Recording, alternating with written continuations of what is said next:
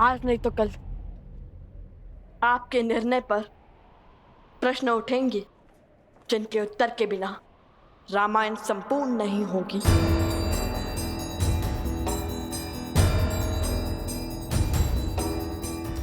इस प्रश्न का उत्तर सीता के त्याग का केवल यही पीढ़ी नहीं, आने वाली हर पीढ़ी आभार मानेगी। जिस आने वाली पीढ़ी की आप बात करते हैं, वो पीढ़ी माता सीता के मुख से इस त्याग की कहानी को सुनना चाहती है। ढूंढिए माता सीता को, उन्हें स्वीकारिए। माता सीता का स्थान कोई स्वर्ण मूर्ति नहीं ले सकती। सीता यहां नहीं आ सकती।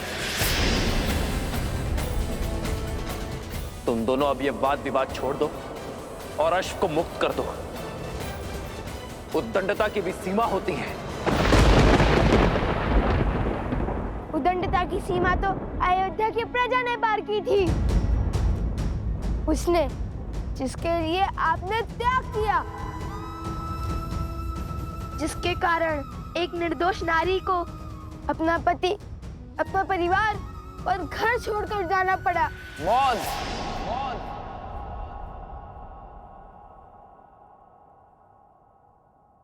अश्व दो, अश्व दो, या फिर युद्ध के लिए सज्ज हो जाओ।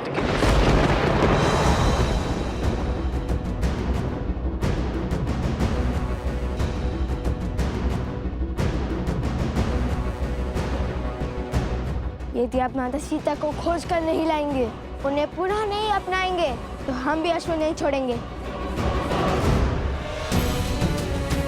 स्वर्ण की मूर्ति रख देने से प्रेम सिद्ध नहीं हो जाता। माता सीता के हाथों आहुति दिलवाकर कीजिए रामायण संपूर्ण, अन्यथा उठाइए अस्त्र। हम युद्ध के लिए सज्ज हैं।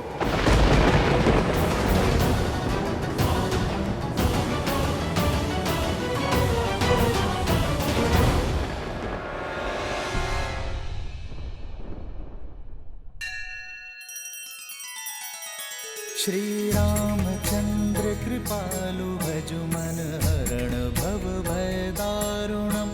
नव कंज लोचन कंज मुख कर कंज पद कंजारुणम। सिया राम, सिया राम, सिया राम, सिया राम, सिया राम, सिया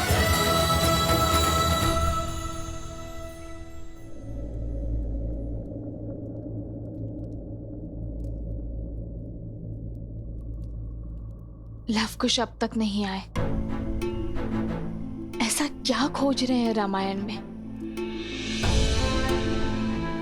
सोम, तुम भोजन करो, मैं उन्हें लेकर आती हूँ। नहीं माता, आप। मैं शीघ्र ही लौट आऊंगी। तब तक तुम भोजन का आनंद लो। और हाँ, भोजन समाप्त किए बिना उठना नहीं। तब तक मैं उन दोनों की सुध लेकर आती हूँ। ये किस संकट में फंस गया? लव कुश तो आश्रम में है ही नहीं और भोजन समाप्त किए बिना उठ नहीं सकता। कहिए श्री राम, खोजेंगे हमारे साथ माता सीता को, रखेंगे स्वर्ण प्रतिमा के स्थान पर स्वयं माता सीता को।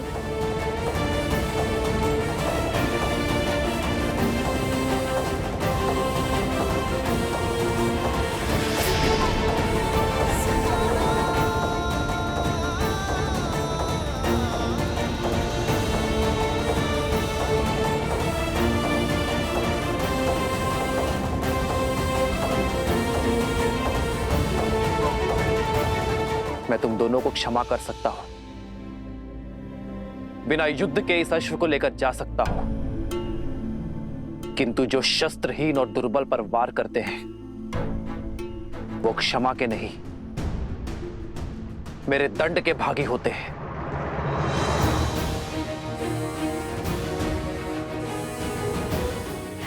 क्या? शस्त्रहीन और दुर्बल? हमने कभी ऐसा पाप नहीं किया। किसकी बात कर रहे हैं आप? संदेह था मुझे, परंतु विश्वास का पलड़ा अधिक भारी था मेरे मन में कि वो दिव्य ऋषि कुमार ऐसा नहीं करेंगे। परंतु कथनी और करनी में अंतर दिख रहा है मुझे। मैं तुम्हारे पाप का दृश्य देखकर आया हूं। लज्जा से नेत्र झुक गए मेरे। अपनी शक्ति का प्रदर्शन करने के लिए तुम दोनों ने पूरे गांव को भस्म कर दिया।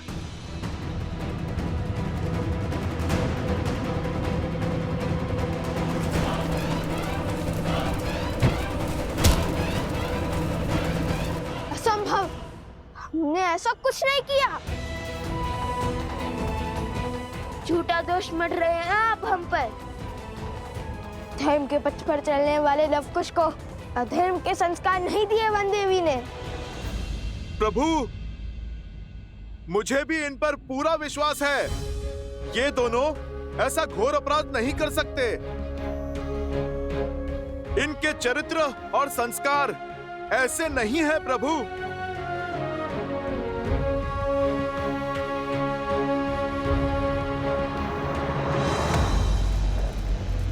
अच्छा हुआ भैया, हमने उस गांव पर अपनी माया का खेल नहीं खेला। लवकुश बनकर गए अवश्य, पर सत्य में त्राही त्राही मचाकर लौट आए। यदि हम उन गांव वालों के साथ सम्मिलित हो जाते तो सत्य की मूरत वो राम क्षण भर में हमें पहचान लेता। अब जो बीज बोया है उसका फल पकते हुए देखना है। शीघ्र ही राम का क्रोध हर सीमा लांघ जाएगा। और कहते हैं ना, क्रोध विवेक का शत्रु होता है। श्री राम, आपको अवश्य ही कोई अनुचित सूचना मिली है। यदि यह विश्वास है, अब भी हमारे से धड़ से अलग कर दीजिए। आपसे जीतना तो वैसे भी असंभव है हमारे लिए।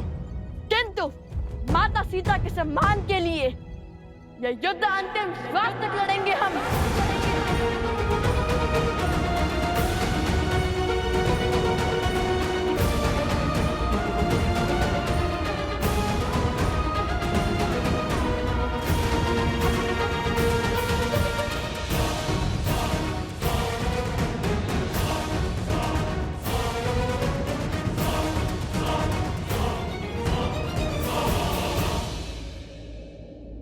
युद्ध आरंभ होने से पूर्व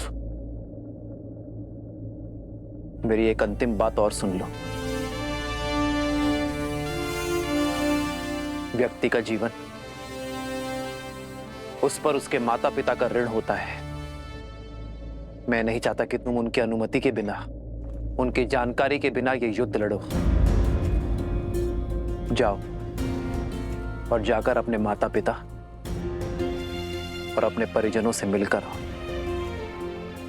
कदाचित तुम्हारे माता पिता तुम्हें समझा पाए,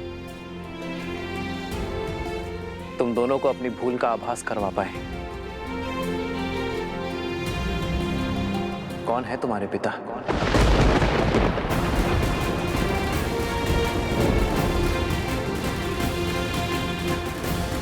लवकुश मेरे ही पुत्र है, श्री राम के तने रघुकुल के वंशज।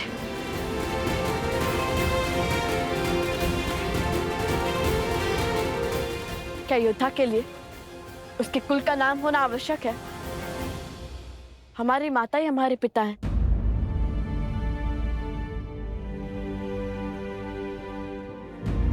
उन्होंने कभी हमें पिता की कमी आभास होने नहीं दी।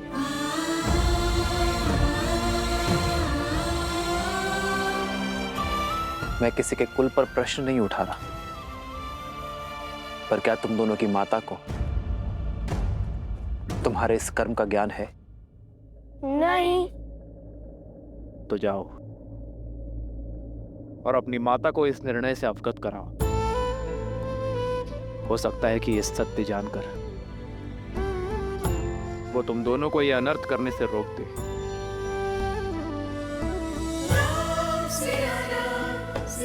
जाओ बालकों।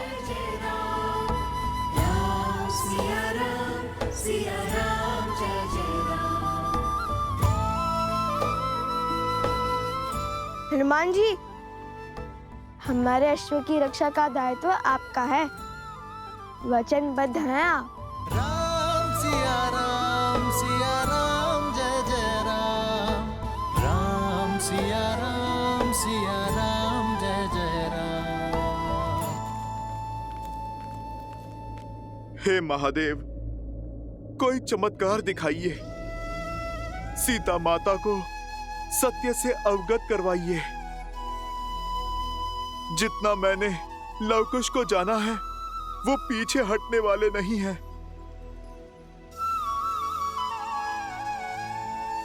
महादेव, अब तो आपके ही अंश श्री राम भक्त हनुमान ने गुहार लगाई है।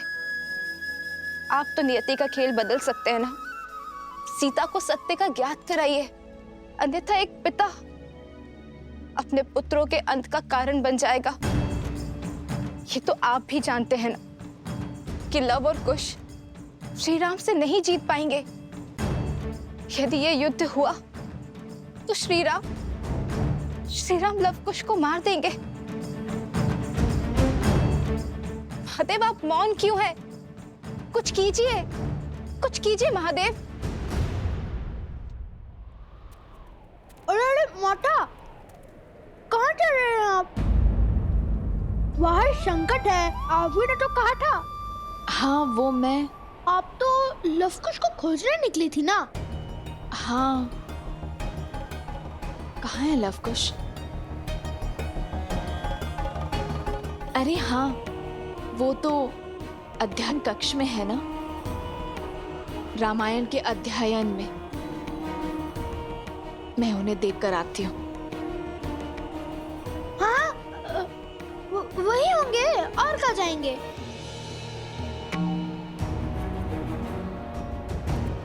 कह तो दिया, किंतु वो अध्ययन कक्ष में आएंगे कैसे?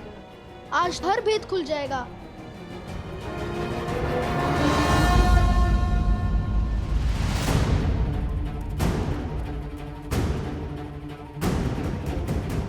लवकुश,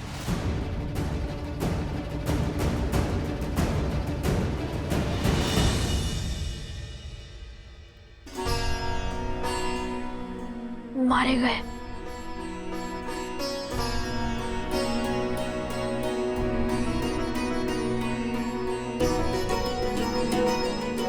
बच गए, किंतु क्या ये माता के अंतिम दर्शन है? कहाँ है लवकुश? अरे हाँ, वो तो अध्ययन कक्ष में है ना। मैं उन्हें देखकर आती हूँ।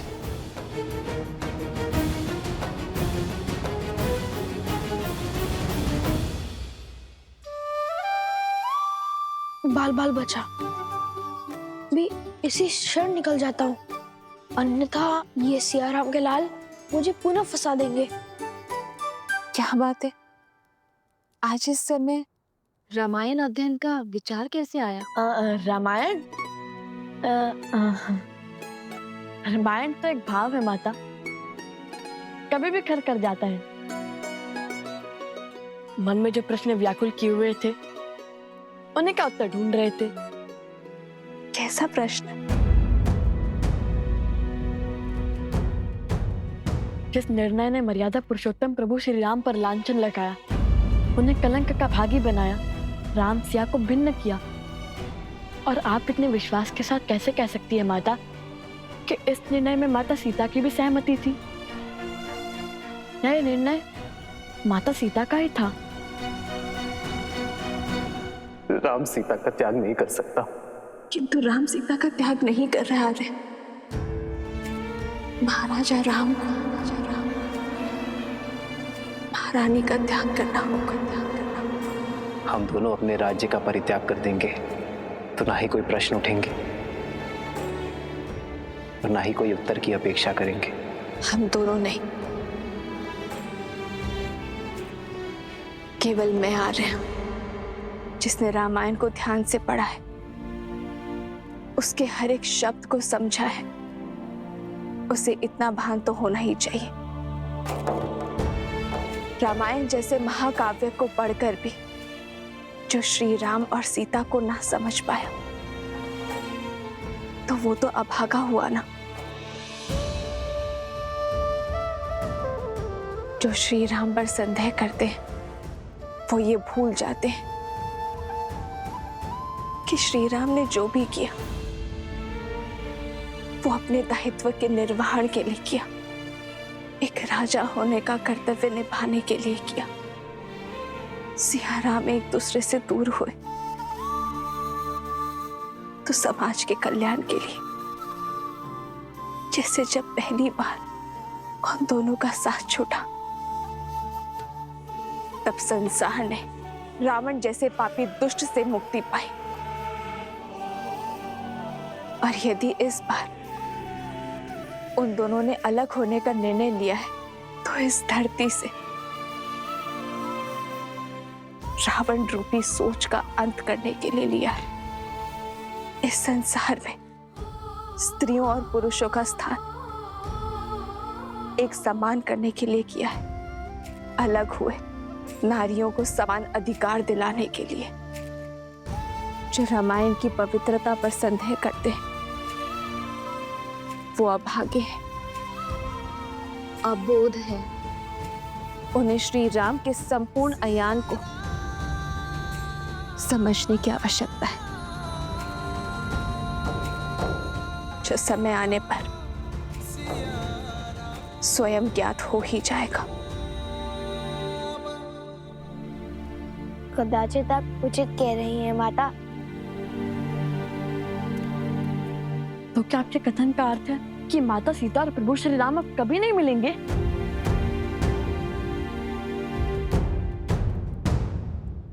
नियति चाहे जितना चाह ले,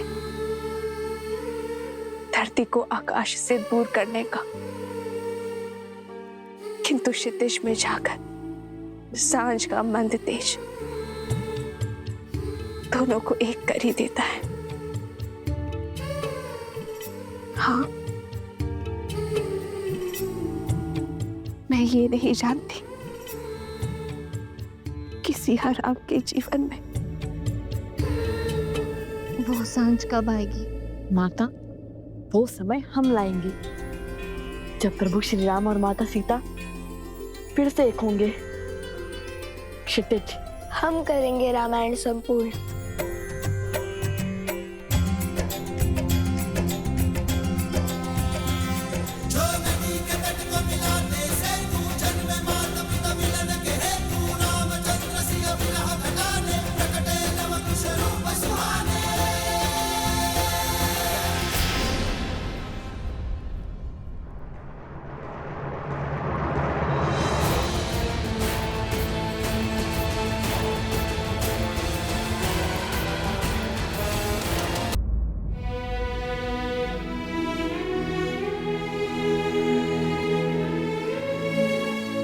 नहीं प्रभु, मैं वचनबद्ध हूं प्रभु।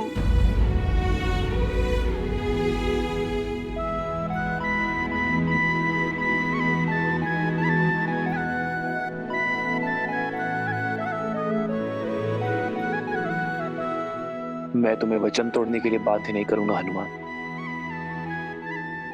लगता है एक राम भक्त को दूसरे राम भक्त से अधिक मोह हो गया है, या कदाचित भक्त के मन में भी विद्रोह ने जन्म ले लिया। क्षमा कर दीजिए भगवान वाल्मीकि, अब मुझे आपका वचन तोड़ना होगा। मुझे हर पाप का दंश स्वीकार है, किंतु पिता के हाथों पुत्र की मृत्यु होते देखने का महापाप नहीं।